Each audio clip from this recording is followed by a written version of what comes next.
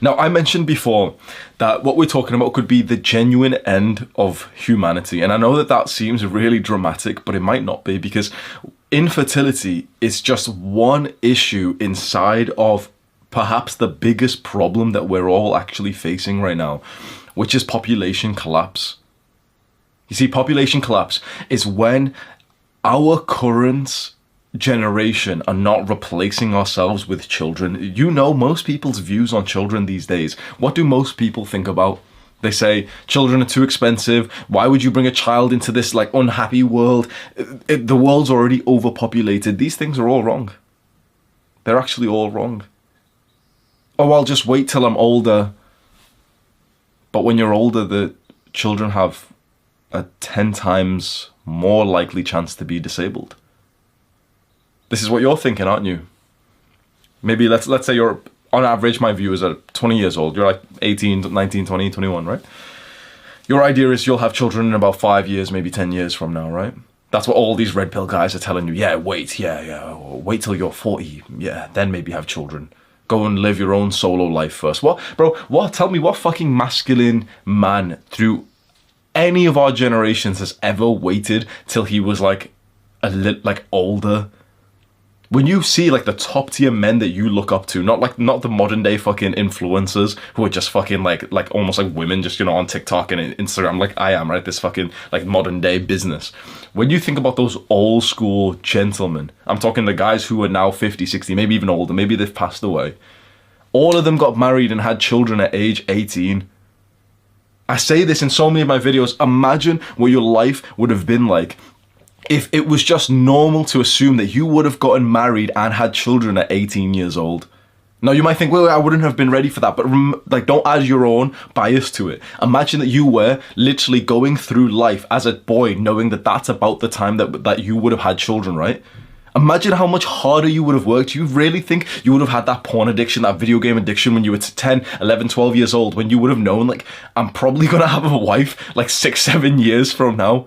I'm probably going to have my first child 8 years from now. You would have already been like that 12-year-old who was actually working hard and developing himself rather than just wasting away like a Jeffrey. So like following the new modern world where we're supposed to be little boys for a longer period of time, it hasn't served us well. And so this advice that's given out by influencers like me, by men in my space, that you should be like a solo guy and you should go travel the world, it's feminine, it's disgusting, it's lazy and weak.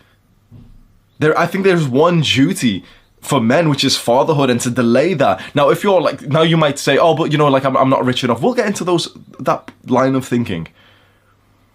But if we're delaying it till we're older and older and older, that just means that you've had more years of your life where you didn't actually get to be a father and develop yourself in that area. There's a guy that I really like. He did a podcast with E-Man.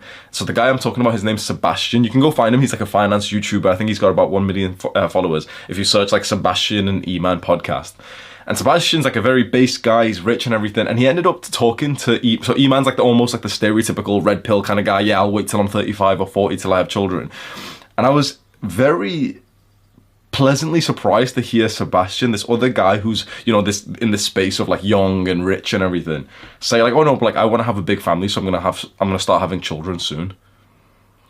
Because no one online is like this type of influencer who's actually telling you that like, yeah, it'd be actually kind of cool to have children. Everyone's saying, yeah, wait and go and live your solo life. Like that to me just sounds so fucking feminine. Go and travel Europe first and go find yourself. Like you have a purpose and a duty to pass on your bloodline.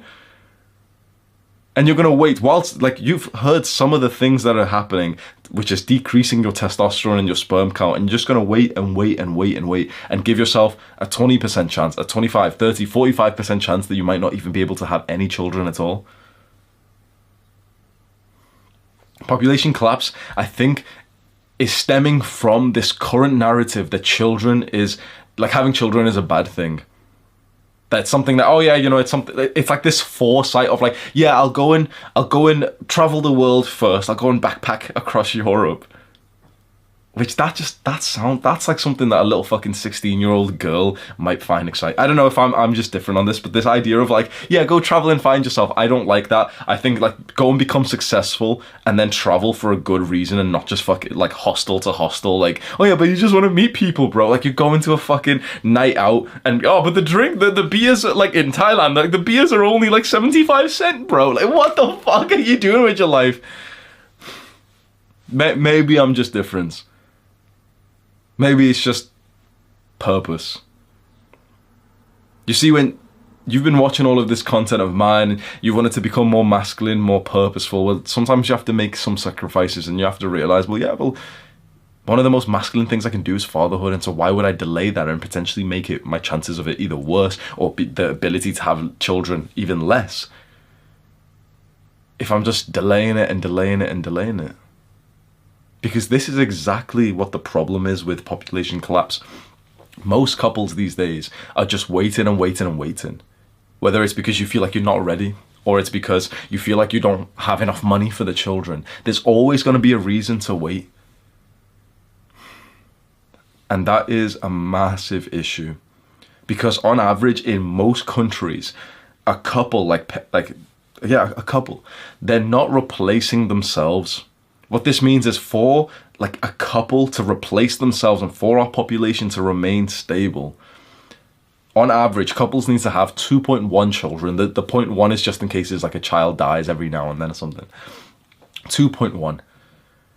Most couples around the world on average is like 1.6, which doesn't seem crazy, but what this means is there's going to be a very sharp decrease in the population. And you might think, okay, well, no, why are you talking about population as if it's like, it's small? Like, it's not. We're overpopulated, aren't we? Think about it. What intelligent person actually said to you that we're overpopulated? It wasn't someone intelligent. It wasn't someone successful, actually, was it? Because go online and go and see what Jordan Peterson says. Is he telling people, yeah, don't have children and don't bring them into this horrid world and the world's already overpopulated? Or is he looking at someone who says this and thinking they're kind of stupid because the world isn't populated?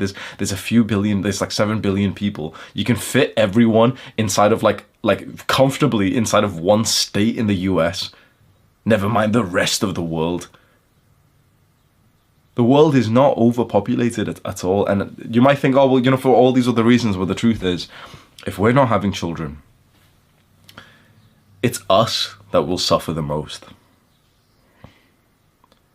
You're seeing this in countries that have an aging population. What that means is that there's less children and people are living healthier, longer lives, so that there's more elderly. So like the pyramid of people's age kind of looks like this. It's like there's less children here, like right there, that's the bottom. Few children, quite a lot of adults, and quite a lot of elderly people. What do you think's gonna happen? Because more and more people are gonna grow old, be elderly, strain the healthcare system, need support, and there's not gonna be the new line of young people to support them. You and I will live past 100 easily. I think on average, the average person, by the time that we're old, I think the average person will probably live till easily 90, 95, 100, the average person. We're going to be at the upper end of that range, right? Because we're doing the right things. Oh, but what if you got hit by a bus? Shut the fuck up. What if you got hit by a bus tomorrow, bro? Just shut up. We're going to live past the 100. I think easily 150, honestly, because whatever the upper range is, and the upper range isn't far from I think it's like 90 something right now. Add a lot more to it because the life expectancy is going up like crazy. Like when you think of people like Brian Johnson who are literally reversing aging, it's like if you're in this space, you're probably going to live very easily over 100, 120, maybe even 150. If you imagine that's 100 years from now, right? So let's just say 120. And I don't think that's crazy to say at all. When you and I are past 100, you're going to be hoping that you've got some children who are still looking after you. You're going to be hoping that you had enough wealth to be able to look out. Because how much money are you going to make in expectation to retire at a point when your brain and your body don't work as much? You're going to hope that you've got your bloodline who are helping support you, who respect you, right? But if you had this idea of, children, just go travel Europe, bro. Go backpack across Thailand.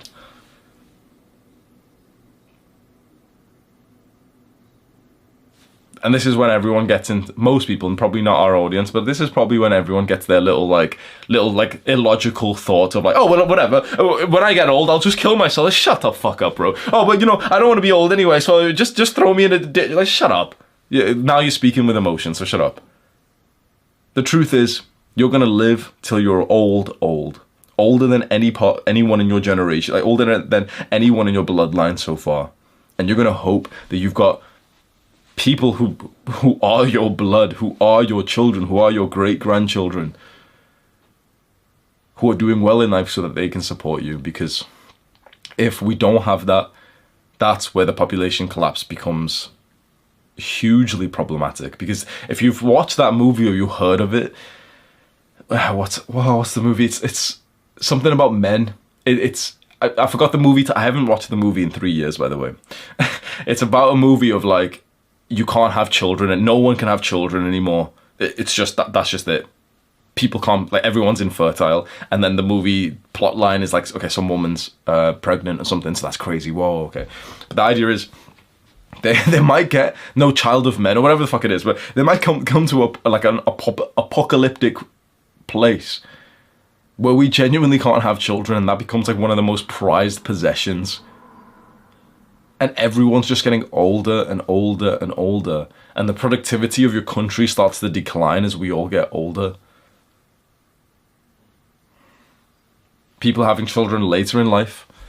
Women aren't having children at all. Like over 50% of women aren't having children by the time they turn 30, which is a statistic that has never been matched before. Half of women don't have a child at age 30. They're pursuing careers because they have to. Because we as men let the cancer of feminism come in, and we just forced our women out into the workplace because we were too weak to overcome this shit test. To know what would have been best for families, we let it happen. And now women need to work. And they don't need you anymore. Because one of the best things that the man used to be able to give to the woman was provision. He used to provide, and that we let feminists come in. We let the government replace us as fathers. And then couple that with like some bullshit modern day problems. Like, for example, in the UK, like, women are incentivized to divorce, and if they want to have children, for example, you get a tiny tax break if a couple marry and have a child. You have a pretty small tax break. If that couple divorce, the tax break and the benefits skyrocket for the single mother. There's almost an incentive to become like single parent, and you see that then the danger of that and how unideal it is, so less people are even inclined to have children. So the whole space is just messed up. I know that this isn't exactly a actionable step, but this is more like a lifelong plan to follow. Become very successful, make a lot of money, have a big family.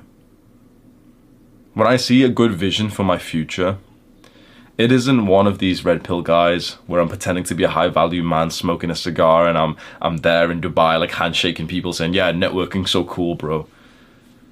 It isn't one where I'm there with women who don't even like me, but they know that they're going to get a bunch of Instagram likes, and I'm flying them out first class or private jets. And I'm like, yeah, this is success. This is crazy, guys.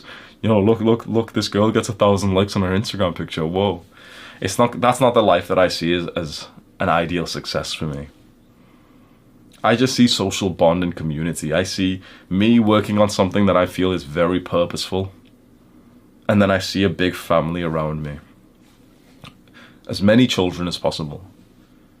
Then we've got our support system. We've got extended family very close nearby. I'm buying houses of the same village, and then I'm literally just moving in families that I like so that they can be close to me. And I imagine that this is like so specific, but I want to live a life where I literally have like family after family after family all within 1 to 2 miles of me. And I've got my own land where I've been building houses, and my extended family are moving in there. And people who I like a family man who I really respect, and I like his wife and I like his children, they move in, and we all start to like form our own mini tribe. And everyone disciplines themselves to follow one rule, which is that we all meet up every single day at 5 p.m. to have dinner together. We have dinner next to a big fire, and it's like this community feeling which humans don't get these days. Like that, you've just solved most people's mental health problems. Like that, you've just gave people a purpose. You gave people a community to be around each other and actually share some good values, to feel important and needed. And you know, that stuff gets deep, man, because if you've ever looked into like trauma before, there's such a thing called co-regulation, which is that your nervous system literally regulates and calms down if you're next to like good people who like you. And most people's nervous system these days is all out of the place. They're eating shit food. They're anxious when you're in the gym and there's like some meathead looking guy who looks kind of scary and he doesn't smile at you. It's like you live your life with this subtle twinge of anxiety 24/7. Even the guys who think that I'm just cool. I'm cool, bro. I don't even know what anxiety is. Like everyone's got like a 10% level of anxiety, probably even more these days, of just 24/7, because we don't have our communities anymore. And the reason why we don't is because we're deprioritizing having children.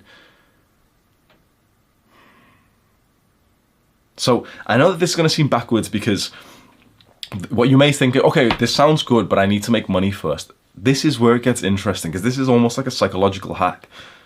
You'll make more money if you plan to be a father within the next few years. You want to know how I got to this point of success? You will not believe like how much success and how much money you're making. You won't believe it. It won't even fathom. Your brain couldn't comprehend it. And I don't say that to insult you. Your brain couldn't comprehend it. Guess how I made this much money? Normally there was no handouts. My dad's a taxi driver. No one gave me money. I was stupid up until I was 23 years old. I couldn't even read properly. Till I was 23. I was on government welfare. Guess how I got here? To this point now. And it's interesting because I still live at my parents' house. You probably would believe I'm broke, and I don't even blame you for that. But if you've found me to be a truthful man, the years that you've watched me, understand when I tell you that if you visualize a doctor, or a soon-to-be doctor, he's a young man and he's studying 10 hours a day in medical school, and he graduated year after year after year, he's studying, and then he gets his doctorate degree, and then he works as like this junior doctor for 5 years, 10 years, then now he's 35, then he works even more, he gets married, and then he's 40 something and he's become really successful. Then he opens up his own clinic, which is what like a lot of like the best sort of doctors and professionals do. They open up their own clinic and they make even more money. Imagine that guy who's worked for 20 years for this. Imagine 100 doctors do that exact same thing. All of them put together still make less money than I do. How did I get here? I convinced myself that I would have children in a few years, and I will make a crazy, stupid amount of money that majority of people will just simply not believe. It was with the thought that I'd probably have children within a few years. That's when I started. Because the thought of being this high value man, smoking cigars and getting like a fancy car and this watch, that never did anything for me. That took more things away from my life than it ever gave. That's not happiness. That is not success. That's an embarrassment. But family, countryside, nature, life, and community, those are the things that I'll spend lavishly on. I'm buying not just a house, but land in cash. I'm buying multiple houses for the families that I love, just so they can be like a mile away from me. Because it's with fatherhood, when I started to genuinely think about the impact that life would and my work would have on my children, it's like everything just started to fall into place. Of course, I'm going to give you the disclaimer. If you're not going to be a good father, if you think you might be toxic or abusive, or you're on your own self-improvement journey. But it's just something to realize, like, if you add a bit of maturity to your goals and you realize, like, I'd probably have children within 3-4 years from now if I was rich enough for it.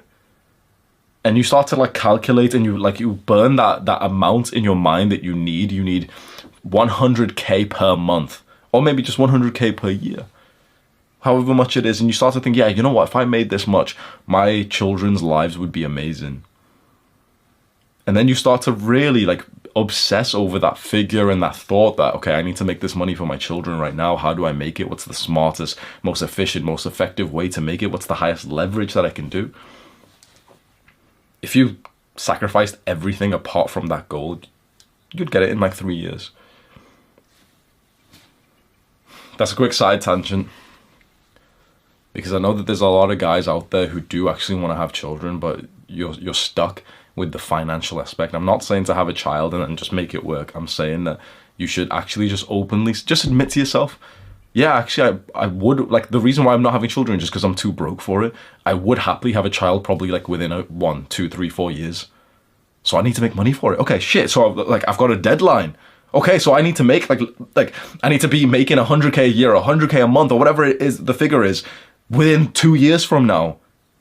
You've got a deadline, you've got a goal. Now just sacrifice as much as possible for that goal.